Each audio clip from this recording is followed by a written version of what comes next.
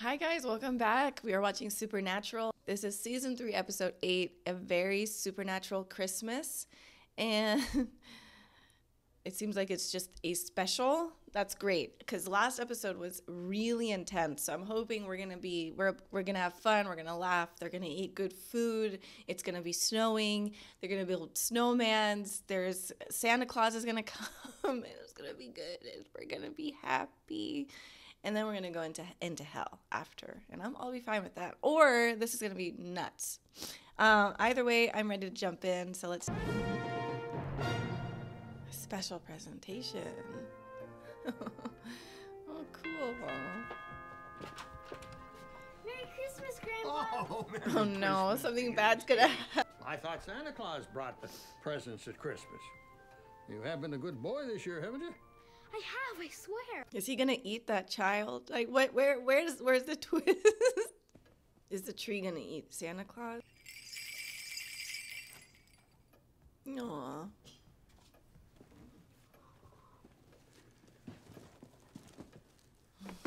Santa. No. Reindeer. No, you would keep going? I wouldn't be... Really? You're gonna put your head under... No. No, this poor... Oh, no way! Santa?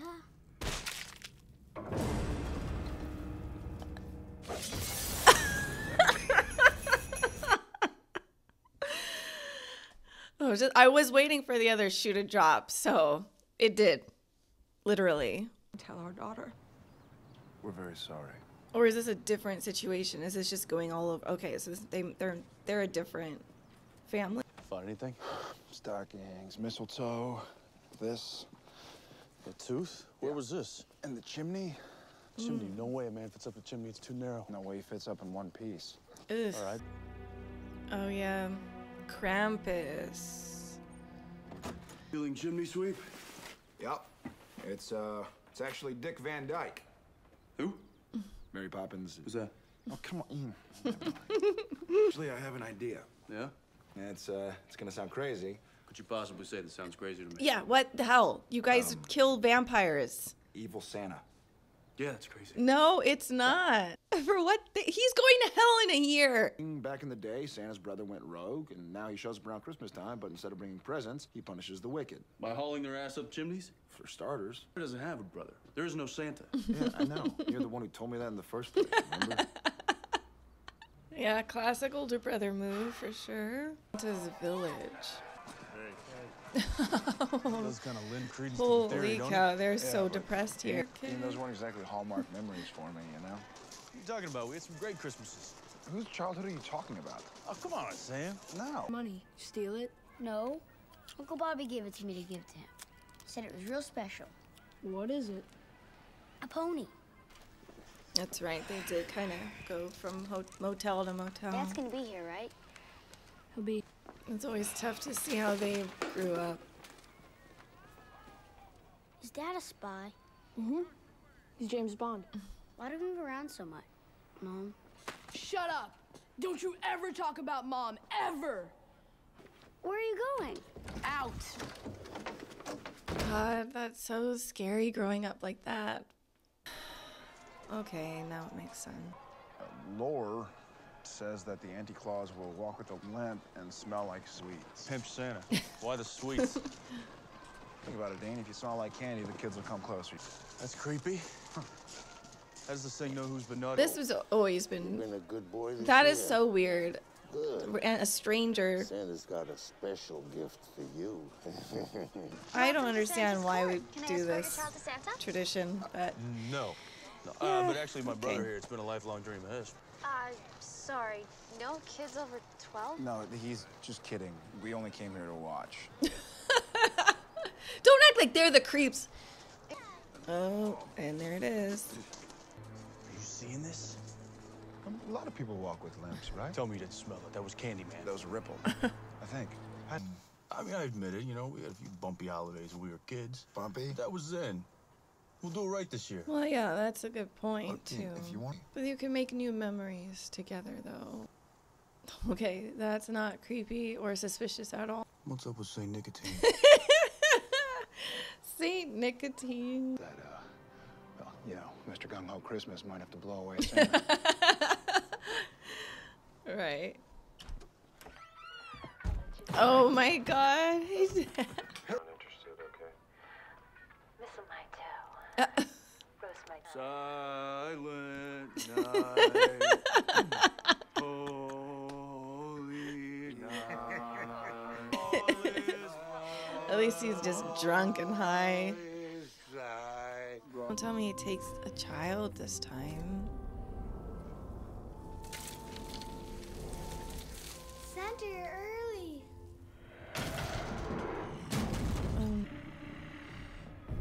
No, so he does find the people who do evil. Whoa.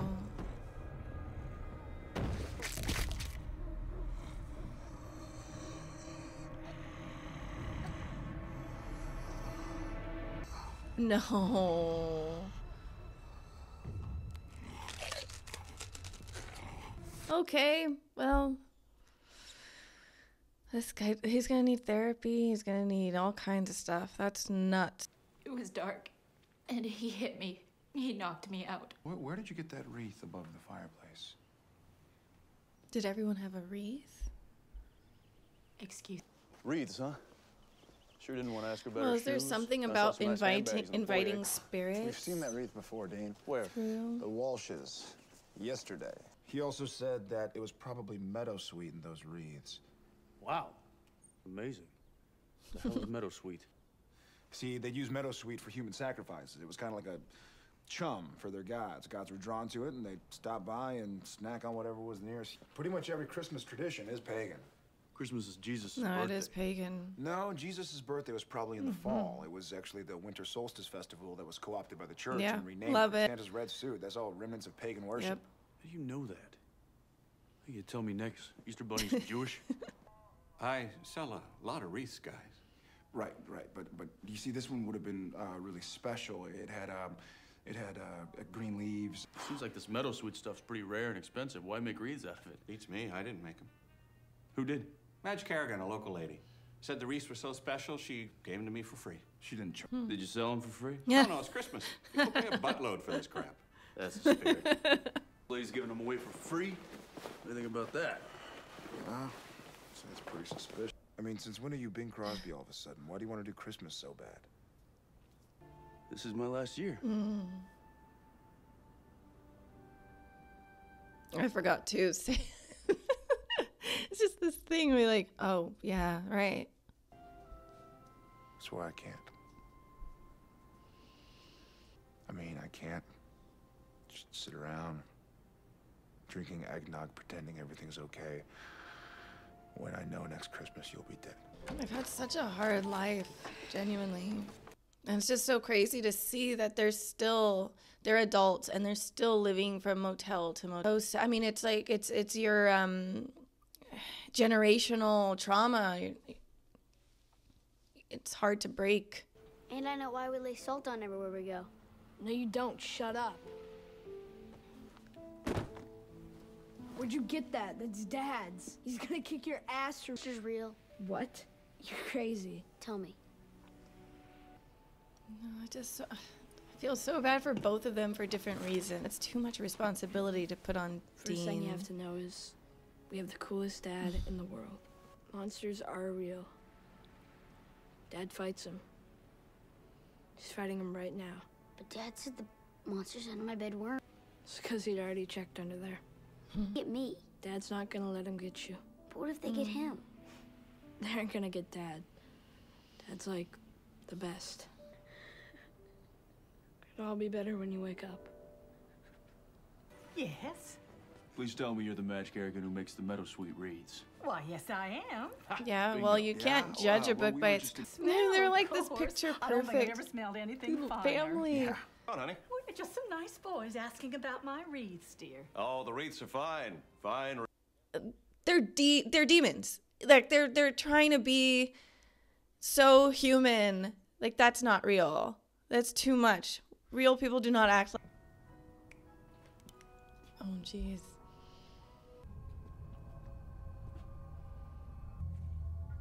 Okay, I mean, this is enough proof, right? Like, what? Why did they don't need to keep looking?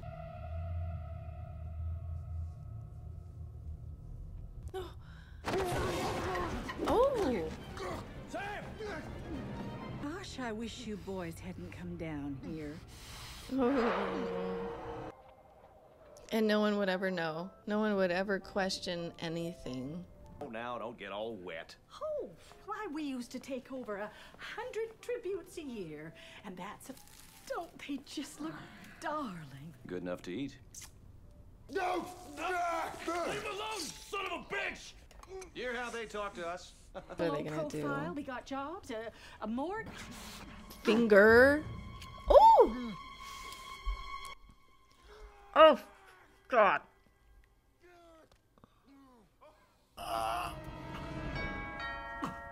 Oh, well. Merry Christmas. And to you too, dear. Hey, are we still on for bridge tomorrow? With bells on. Yes. Okay, bye. Where were we?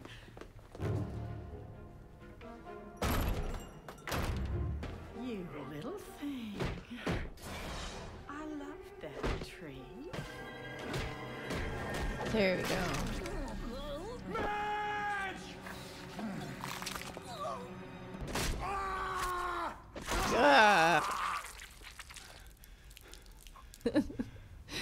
Oh my God. Did I tell you he would give us Christmas or what? Go on, dive in. Seems like it was Dean who did this. What is it?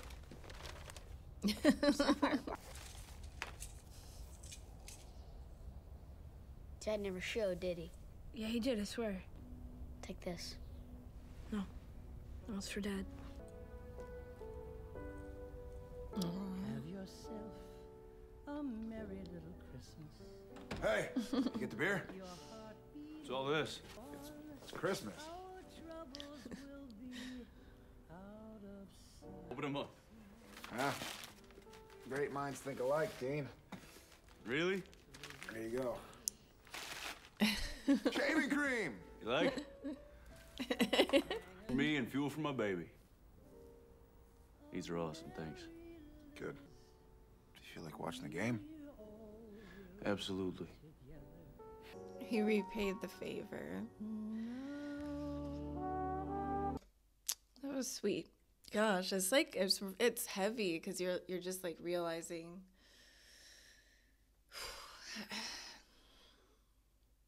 their childhood was just so difficult. But their dad was working, and he is saving the world, and he was a single father. And there was like nothing else they could do. I mean, there could have been, maybe he could have found like a babysitter or something, but it just seemed like they didn't have a lot of money either. Probably John didn't have like a lot of trust. Like, who do you trust? I mean, it's so different because they grew up in a big house. They had like that picture perfect lifestyle.